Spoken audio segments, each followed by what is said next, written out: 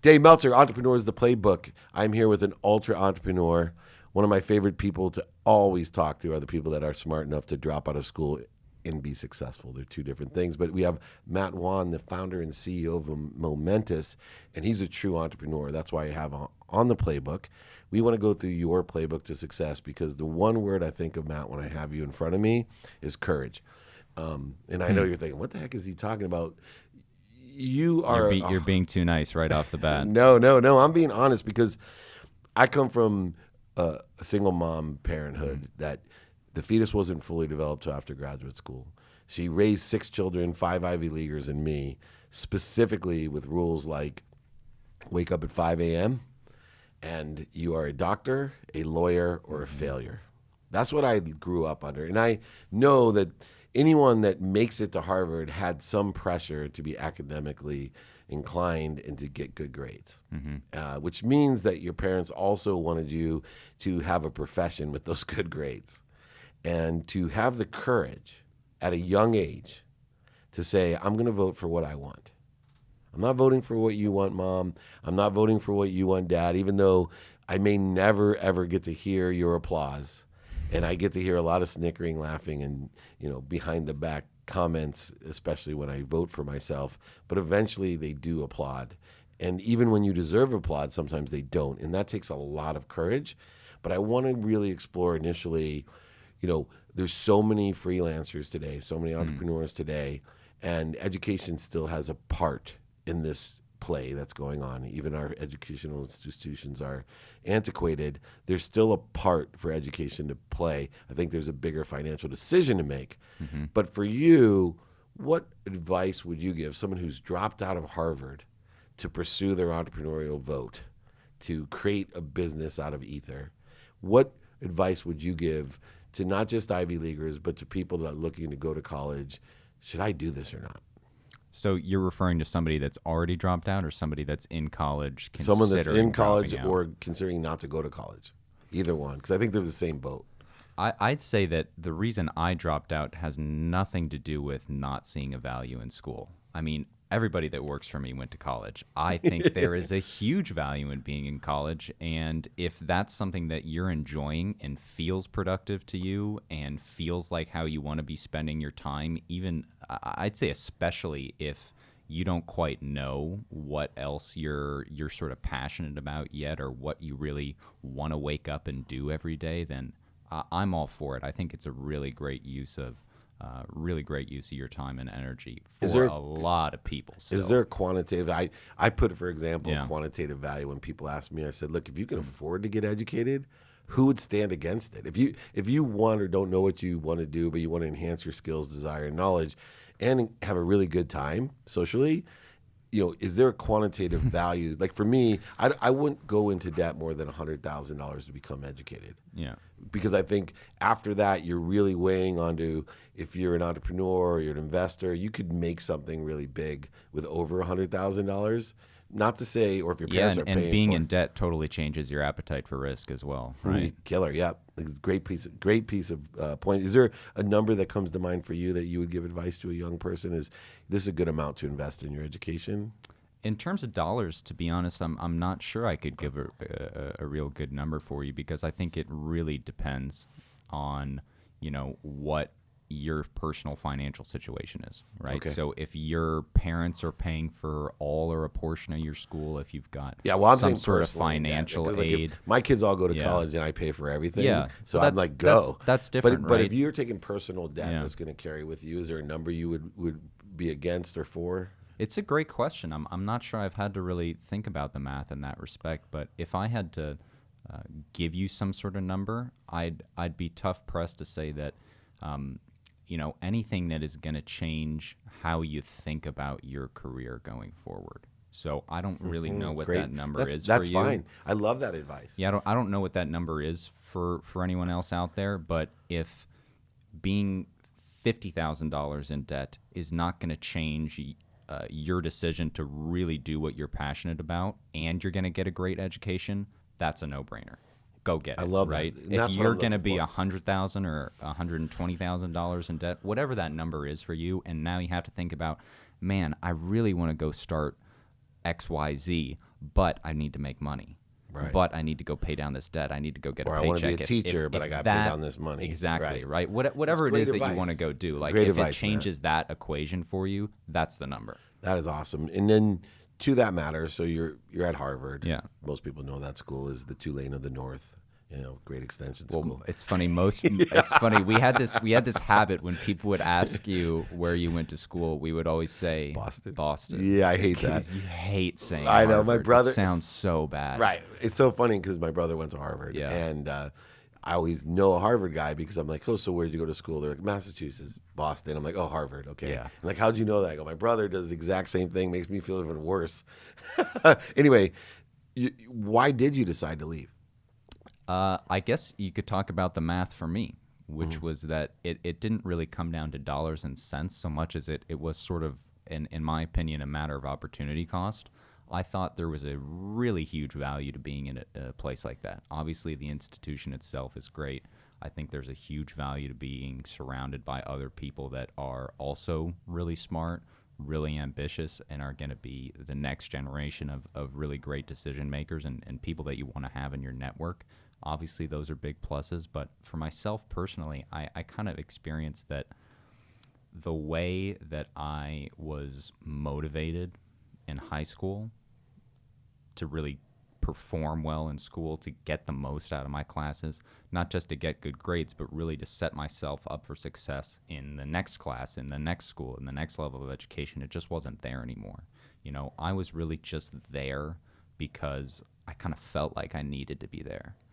I was waking up every day and was really looking at my schedule and thinking about, okay, I can schedule this call between these classes. If I do all my classes in the morning, then I'm going to be done by, 12 o'clock noon, which is only 9 o'clock Pacific. Right. So I'm not going to miss most of the workday. And eventually I keep making all these decisions around how do I get more work into my day. And it's like, man, I'm just checking the boxes on these classes. Like, I just did not care anymore the same way I did when I was working hard to try to get into that school. And how I felt at the end of the day was that the only reason I was really there was because other people had kind of told me I should be there. Other people had told me that it was valuable. You were voting for what they wanted. Yeah, and it's not that I couldn't see their argument, but for myself personally, I felt like I had a really, really compelling opportunity to go and learn on the job, if you will. And I don't know if that opportunity would have presented itself 3 years later. And furthermore, I'd say that the people who were already, invested in us and had looked at the opportunity and put their own names behind it, I couldn't go back to those people in 2 years and say, hey, I'm sorry the business failed, but you got to cut me some slack. I was trying to go to school at the same time. Like, that is the worst excuse ever. Like, yeah, but you how did cut you me guys, a check, you got to go win. How did you win. convince them to do that, though? Like, I'm a pretty big investor, right? I invest in a lot. I listen to a lot of pitches. I have a TV show about people pitching. And I don't invest in someone that is not completely, someone tells me they have a side hustle, or this is the side hustle, or they're freshmen at Harvard. No. It's hard for me to make that investment. How did you get people to invest in you? I think I was pretty clearly committed. I think, if anything, the side hustle for me was school, and I pretty quickly dropped that. Right. After you got the money, though. A little bit. Yeah. I mean, we had gotten a very small amount of seed funding. Okay, I think, so at that the was time. it. So the business was very early on, right? Yeah. How much had you raised when you left? Do you remember? Less than $1 million. Yeah. I don't remember the exact dollar amount. Maybe, 3/4 or something like that. And so now a whole new set of challenges happen when you're raising money and building a business. Yeah. And you guys have raised $6 million now or so? Something like that. Yeah, the last round was 5. Yeah. So plus whatever was in And how seed. old's the business since you left? Since I left school? Yeah. I left school maybe 20 something months ago, less Yeah. than 2 years. Let me be clear again, Yeah. like I was totally developing skills. I Yeah. didn't think I was developing skills that were relevant to what I wanted to be doing. Right, which is what I'm asking. Good point. So you have to be very careful when you're interviewing someone hyper intelligent because they're very, very knowledgeable. So they're going to clarify everything. This is good. All right. Well, I love it, man. I know somebody is going to be listening to this and saying, for whatever reason, that I'm not being grateful enough, or I'm talking shit You're about just a Harvard guy. some You're a teacher that Harvard they guy. also really like. I don't care if you graduated or not. I You're a Harvard want to guy. make sure I'm clear. It's like talking to my brother. This is great. This is so good. I don't think that's a compliment. It is. He's my favorite. My brother's the smartest person I know. And Lee Steinberg and my brother, and Lee went to Berkeley. My brother went to Harvard. Anyway, those skills that, not at Harvard, but there were skills that you used in the last 20 months to be successful. It's not easy to do what you've done at such a young age, right out of college. 20 months to even raise that much money, forget about the business being successful, is a huge accomplishment. And I'm looking for you to guide younger people because you're an anomaly. Most true successful entrepreneurs are 35 to 55 years old. They're not your age. And to have you on here, I want to make sure people know what skills you need. If you're going to do this at 20, if you're going to do this at a young age, here's a skill that Matt has that you may not have, that you may want to develop before you go ahead and take huge risk and think that it's easy to go raise $5 or $6 million in the 20 months that you have. So what skills do you think it is that allows you to be so successful at such a young age in the entrepreneurial side? Again, I think you're being really generous here, but for myself personally, I think that, I might not really classify them as skills so much. Mm-hmm. I've said this before in interviews, but I don't really feel like the expert in anything in our business. Absolutely none of the things that happen in our business that make us successful, whether it's having the right product, putting the brand together the right way, choosing the right copy for our website or kind of marketing campaigns. I don't know anything about those. Right. Yep. So what are the skill sets that are important for me? I think about the first one being, really having an advantage for myself and being young. I think this was actually one of the few advantages I naturally had being young, was I felt like I had a naturally large appetite for risk. Right. There's plenty of time to improve yourself. And that I sort of looked at it, and I'm 19. I'm like, okay, so if I have a reasonable length career, I've got 45, 50 plus years to do this. That's awesome, man. I got a lot of time to do this. I don't even have to win the first time. I don't even have to win the second time. So if I go out and try and fail, then that's not the end of the world. And if I spend 5 years doing this and fail, then that's not the end of the world. Because when I'm 65 years it's not going to be that long, right? It's not going to be any longer than I had spent in college. Right. You know what's so cool about that, man, is I'm the reverse of you, is that people say, to build a brand at 50 in the digital space, right? To be the kind of the old man in the internet and to have an Instagram, and soon like TikTok will go off. But you know that. That's the brilliant part for you but already. I still want a 60-year-old hey, plan. I've got it's going to take me 3 years to do this. For you, you might say like, great. I can do that. 3 years. I can work hard for 3 years. No problem. I went for the 20 to 60-year plan. That's like where my mindset is, and I arrange my mindset. It's like, wait, hold on a second. If I just get 2 ambassadors a year, 2 people that will get me 2 more people to love what I do, to be inspired by what I do, not followers, because I'm not doing Musically. I'm not that entertaining, but I want to inspire. Know what that is. Yeah, right. I want to inspire people to be happy. That's my mission. Yeah. I don't care if it takes me 60 years. And if I only have 2, but in 5 years, exponentially 64, then 2,000 in 10 years, and 64,000 in 15, it's 2 million ambassadors in 20 years. I'm still only 70 years old. Yeah. Right. And I somewhere I was much more in a rush and scared when I was young. And so I was voting for my parents. Okay, I'm going to go to college. The only thing I went against was I wasn't going to go to an Ivy League school because I wanted to play football, and they didn't give money to play football, and Princeton wouldn't give me money to play football. That's a good reason. So I went to go cheap, and then I went to law school to make money. But somewhere along the way, I started understanding time, which gave me a framework or a frame to set myself into being fearless. And I think you are fearless because of time. Is that a fair statement? I don't know that it's necessarily because of time, but I'm definitely I'm definitely willing to be wrong to find out. Right. if that makes sense, in whatever it is I'm doing. What about, I was a young executive of a multi-billion-dollar company, and when I was in my early 20s, we sold for 3.4 billion. I was a vice president, and I had 50-year-olds working for me, and I was in technology and the internet before people really thought it was the internet. But do you have difficulty communicating or inspiring people with more experience than you? And do you find that separation or any difficulty in that? Not really. No, I think most people are generally pretty mature about it, and when they're not, then that's enough. That makes that's them it's sort of enough of a flag in of itself. Nice. Right?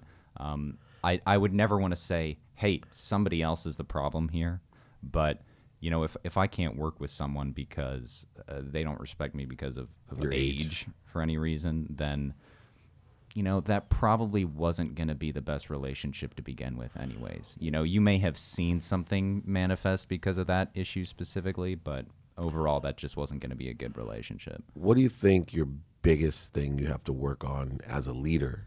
Right? Obviously, you're a person that has great self-actualizing vision and enlightenment. I think you really know what you don't know. What is it that you I don't know what I don't know. I know that I don't know everything. Yeah, right. But what and what do you think you have to work on the most as you kind of look and see, okay, as we're rolling this out and this is growing, whether it's successful or not, what is the one thing that you look at and go, man, I really got to work on this? Oh, it's not one thing, that's for sure. But it's a really great question, because what we were talking about earlier was, what are the skill sets that were sort of necessary for me to succeed, or what will they be for me to succeed in the future as well? And for me, it's at the end of the day, it's leadership. Like I said, I am not the expert in influencer marketing. I'm not the expert in product formulation, right? I'm the expert in picking the right people to do those things, in motivating them to do the right things. When I describe my job, it's mostly listening and making decisions. That's most of what I do on a day-to-day basis. How do you make decisions so quickly? Because I've already picked up on the fact that you make very quick decisions. That's a great question. I'm not sure that I always do make decisions quickly, but I think that when I don't know the answer, I'm definitely willing to hear other people's input. Like if you worked for me and I'm paying you to make a recommendation about, hey, I think we should go sponsor this podcast because we're going to see the return for it. I'm inclined to listen to you. And if I've got an opinion on why that might or might not make sense, then I'm going to give you all the time of day to set me straight. But at the end of the day, I feel generally pretty empowered to make the call. So if I think something is right, then I'm going to go do it. And I always try to approach it from the perspective of not being afraid to be wrong. I'd probably say that perspective would be something I generally feel pretty proud of. I take a lot of pride in having a real open mind, and I actually think it's something that's incredibly important to my decision making from a business perspective. Is I've got a loyalty to my vision for the company. I've got a loyalty to the end result that I'm seeking. I don't have a loyalty to any one specific decision or plan, So we make plans all the time for what is this supposed to look like 12 months from now? What decisions were we planning to make 12 months from now? But when it comes to decision time, if we've got different information, I don't have any problem switching things up, right? It's like, did you ever, are you familiar with the Monty Hall problem? Yeah. That's beautiful. Right? Yeah. Where they basically, you've got three options. Right, three curtains. You've got three options, and those are the choices you have to make a decision with, right? So you pick one, then they eliminate one of the others. Basically, that's an analogy for new information comes into play, i.e. now it's 6 months later and you're faced with the same decision or the decision you were anticipating you were going to have to make, right? So the information is there. You should have absolutely no loyalty to the decision that you made 6 months ago. It doesn't mean you were wrong. Right. It doesn't mean you still have a 50-50. It doesn't mean you have to pick the other box and are therefore more likely, although in the general case that is true. What it does mean is that you should not say that the decision you thought you needed to make 6 months ago is any better just because you thought that's what was right 6 months ago. That is some serious wisdom. All right, we started with courage.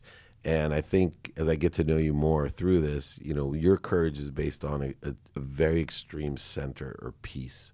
You have this confidence, or could be courage, this confidence of being extremely centered. What is it today that you're most afraid of, though? Last question. There has to be something that puts you off of center, some ego-based consciousness that you look at while you're this very wise, old soul, calm, collected perspective, someone who I would invest in. I invest in horses and people, and you're my kind of guy because you're so centered. You're truly wise, but something has to throw you off of that center. What is it? I don't want to disappoint people. Yeah, you want to be loved by everyone? Is that part of it, or? No, I think that when I tell somebody I'm going to do something, that it kind of becomes a selfish thing. And now what I promised you I was going to do, I'm going to, accomplish this. We're going to hit this number of sales. We're going to sign these partners. We're going to build these products and release it by these dates, whatever it is. Do you carry any energy that you want to make sure that you can kind of have people applaud you, like your parents, for example, that may have been disappointed when you left, to be able to say, hey, I told you so? No. It's not in there at all. Okay. No. That's cool. Certainly not for my parents. My parents, to their credit, have been, I think, as supportive as I could have asked them to be for something that I think they certainly voting for. They weren't voting for it at the time, right? Yeah. But really, I think to their credit, it's like they didn't want me to go to college because they wanted me to go to college. I think they wanted me to do that because they want me to be happy, and they thought that would make me happy. And we just disagreed about how to get there. You got it. Yeah, that's awesome, man. This has been an extraordinary interview. It wasn't the easiest because you're so hyper intelligent and centered. Some people just go on. I was with one of the famous agents, Jack's agent, Lenny Armato, man. The easiest interview I've ever done. I'm like, hey, how you doing, Lenny? And he talked for 30 minutes. It was super interesting. Oh, I definitely don't have that problem. We just started doing a podcast for our own brand, and I have the opposite problem. It's like somebody says something, and we start talking, and I completely forget that there's an audience listening. That's so good. I completely forget about the mic. I completely forget to give other people context, and then sometimes somebody will say something interesting, and I'll just like sit there, right? Because I'm just thinking about it, and I'm always so much less interested in like what I have to say than what they have to say. That's the hardest part. Sometimes I'm so interested. I'm like, I end up with shoot, I'm interviewing this person. I've been there. That's why I edit this thing, because I don't want to sit there saying nothing. Yeah. Matt Wan. The edit is key. You guys are great. You are great, man, and I really look forward to learning more about the company and about you. You have a new supporter and fan and ambassador for you as CEO and founder of Momentous. Matt Wan, incredible entrepreneur. Everyone has a lot of lessons to learn regardless of what age we are. That's proven today once again with Dave Meltzer on Entrepreneurs, the Playbook.